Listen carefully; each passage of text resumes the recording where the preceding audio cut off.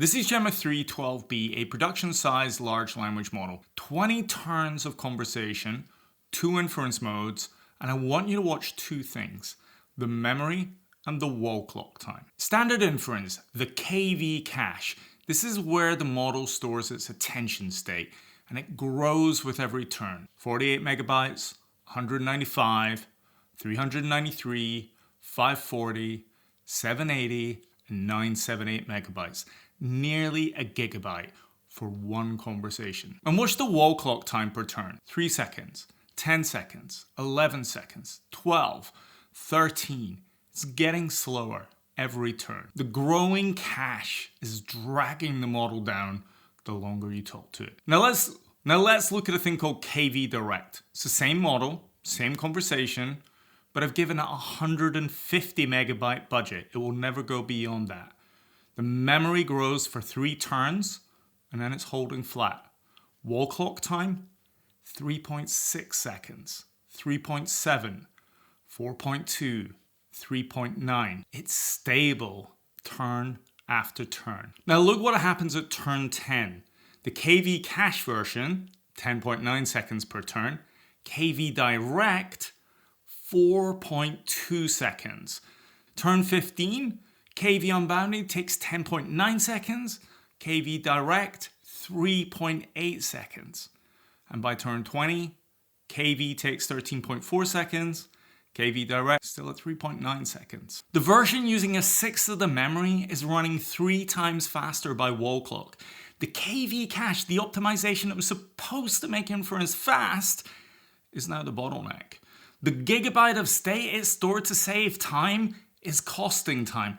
The bounded version finishes each turn while the unbounded version is still churning through its own cache. Now think about what that 978 megabytes actually is. It's the KV cache. Key and value tensors stored at every layer for every token in the conversation. Nearly a gigabyte. And that grows as the context length gets bigger. But the thing that the KV cache is derived from, the residual stream, the model's actual computational state, is only about 8 kilobytes per token. One vector. And from that vector, all the KV values at that position can be recomputed with a single matrix multiply. 978 megabytes of KV cache derived from a residual stream that's a fraction of the size. The model's complete state, everything it needs to continue the conversation, is in the residual stream. That gigabyte of cache tensors, the KV cache, is a pre-computed expansion of it. And nothing is lost when you work from the residual instead. The residual stream carries the full conversation. Every fact, every entity, every relationship from every earlier turn, compressed into the geometry of the vectors. That's not an approximation, that's the Markov property. The current state is the complete state. So in mathematics, a Markov process is one where the future depends only on the present state, not on how you got there, not on the history. If you know where you are right now, you know everything you need to compute for what happens next. And to make that a little bit more real, if we take something like tic-tac-toe, for example, I don't need to know every single move that was made in what order for a tic-tac-toe board. The current game state of the board tells me absolutely everything that I need to know to be able to make the next move. I don't need to know that player 1 played an X and then player 2 made an O. The game board tells me exactly the state of the game as it is with all information that I need. The next move only depends on the current state. And on Thursday night, I hypothesized that the residual stream of a transformer has this very property. If I look at the residual stream at that point in time, then I know everything I need to know about the model. I don't need to look at the previous turns, the previous tokens. Everything that I need is in the residual state at that moment. If you haven't heard of the residual stream before, it's the main data highway through the model. It's a vector. For Gemma 312B, it's 3,840 numbers. That vector flows through every layer of the model. Each layer reads it, computes something, and then writes the result back from the first layer to the very last layer. Everything flows through this one vector. And that vector at any layer is the complete computational state. Not a partial summary, not an approximation, the complete state. Everything that that model has computed up to that point, everything that it needs to compute for what comes next is sitting in that residual stream. And if that is true, then the KV cache is just a projection of it. They're deterministic functions of the state. If you have the state, you can recompute the functions. You don't need to store them. And that's what I'm going to prove. Okay, 3 tests, real models, running code. You can verify all of this yourself. The code is up in my GitHub repo. I'll put that in the description. So test 1, I compute the KV cache the standard way, storing K and V during the forward pass. Then I recompute K and V purely from the residual stream, and at each layer, I compare them. So in this case, I'm going to run it against Gemma 3270M, which is a slightly smaller model than a 12B. You can see it's got 18 layers, and then we're just looking across all 18 layers. At this point, it's a prompt of 6 tokens, and then I'm comparing the K and V between our version and the cache version. And you can see pass, pass, pass, pass, pass.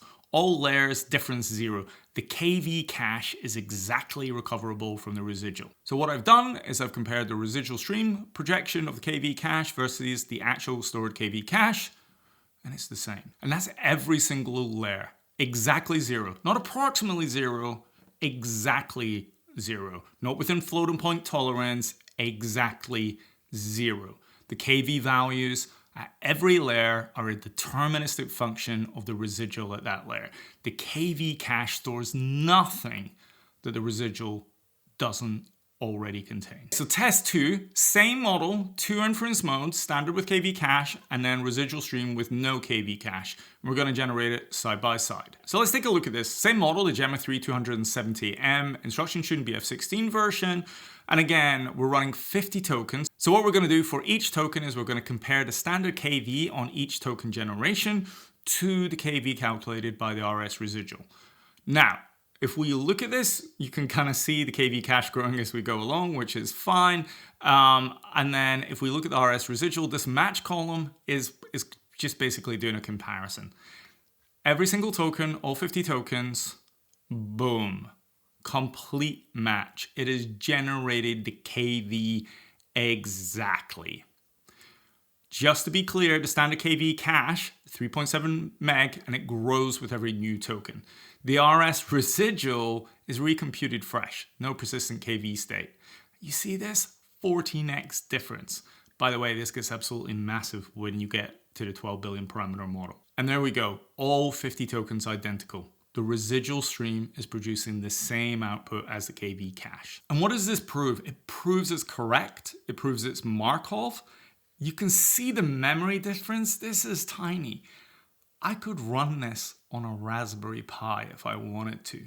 Now, you probably noticed that there was a speed difference. On the RS version, it was running a lot slower because I was recomputing it every time.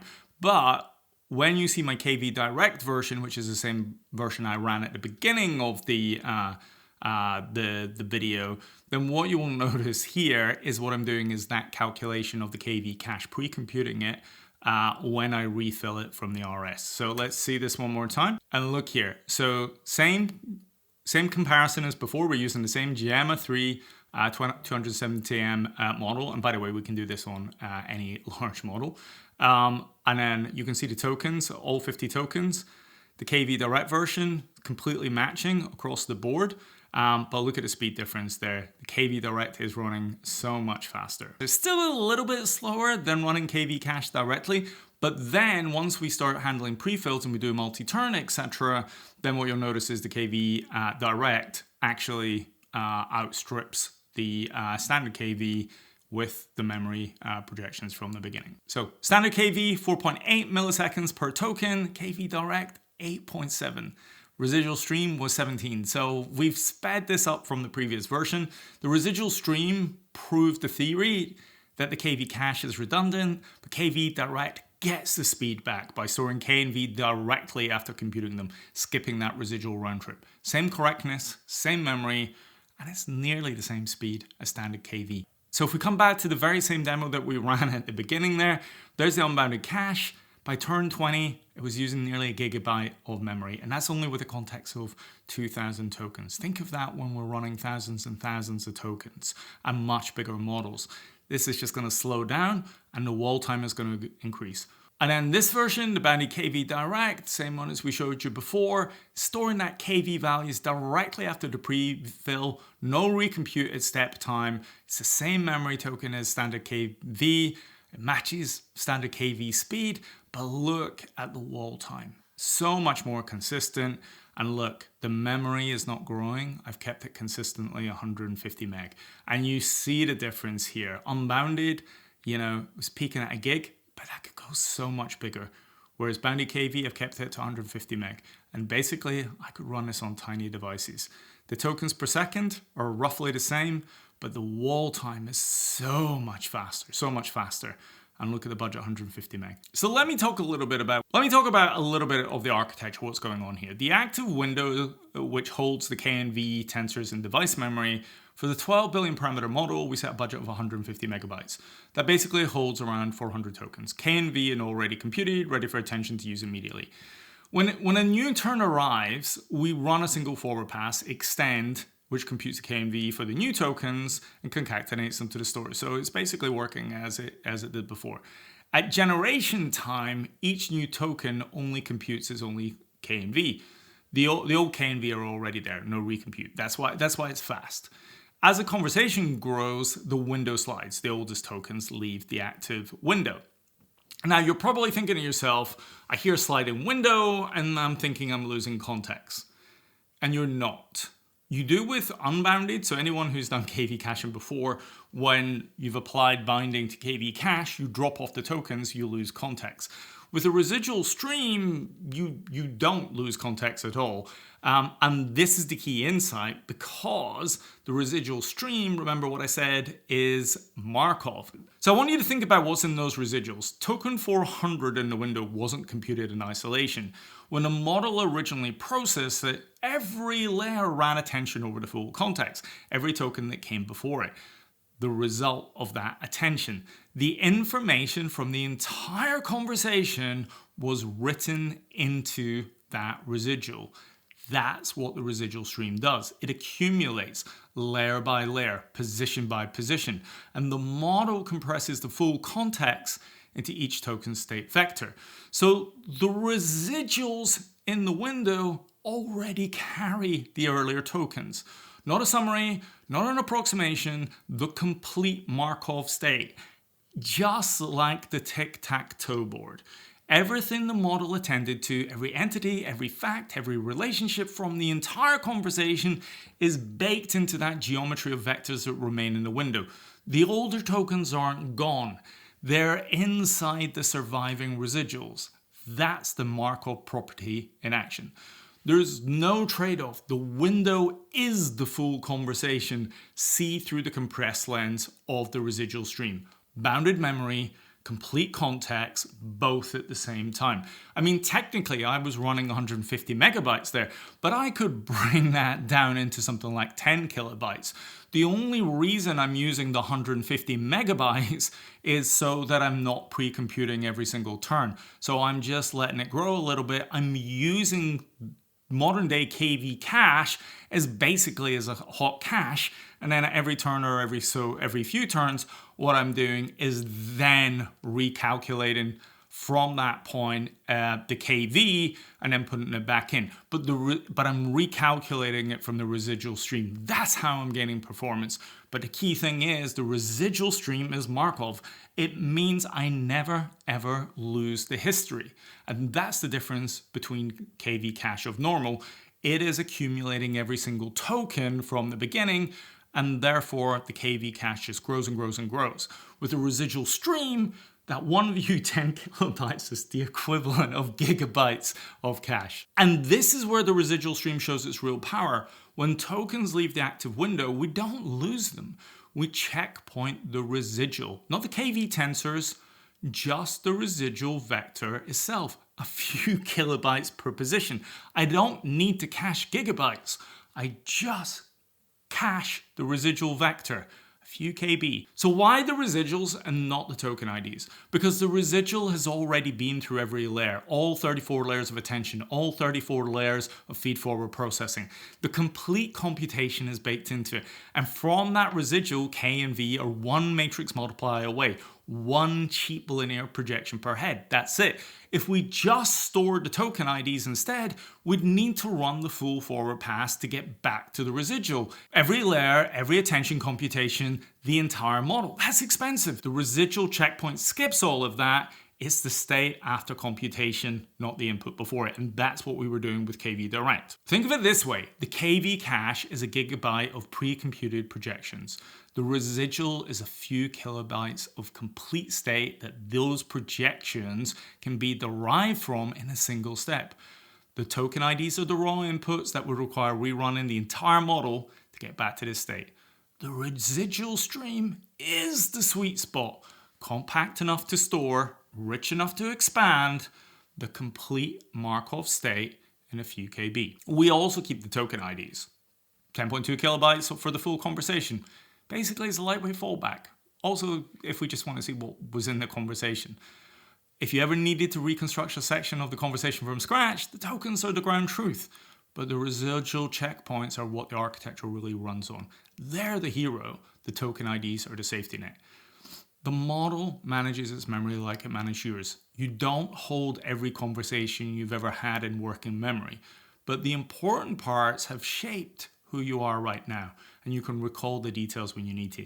That's exactly what the architecture does. The residual stream carries the complete state. It's what the model navigates with. Everything else, KV, the KV cache, the tokens IDs, is derived from it. The residual stream isn't a memory bank. It's a position on a map, a 2560 dimensional map, and the model doesn't care how it arrived at that position. It just knows where it is. The next step depends only on your current position. So I planted 50 facts into a conversation and asked the model to retrieve each one. Every fact came back, no degradation, and the model wasn't storing those facts in the residual. The residual barely changed. What it held was a compass bearing 6 dimensions out of 2560, pointing attention back to the right position in context. The facts live in context. The residual carries the address. 6 dimensions for the address, 3 for infrastructure, 99.6% of the residual is basically headroom. And the attention mechanism reads those compass bearings. The KV cache is an optimization, not a requirement. Residual stream is the requirement. It's what the model actually computes with, and it's only a few kilobytes of state, not a gigabyte of cache tensors. And once you build inference around that residual, once you treat it as the hero instead of the KV cache being the hero, everything changes. How models manage memory, how they distribute computation, how they scale, how they run on hardware people already own. This means you can take very large models and you can start to run them on smaller machines. And again, don't take my word for it. All the code is open source. Links in the description. Go prove the Markov property yourself. Links in the description. Anyway, hope this was useful. Catch you on the next one.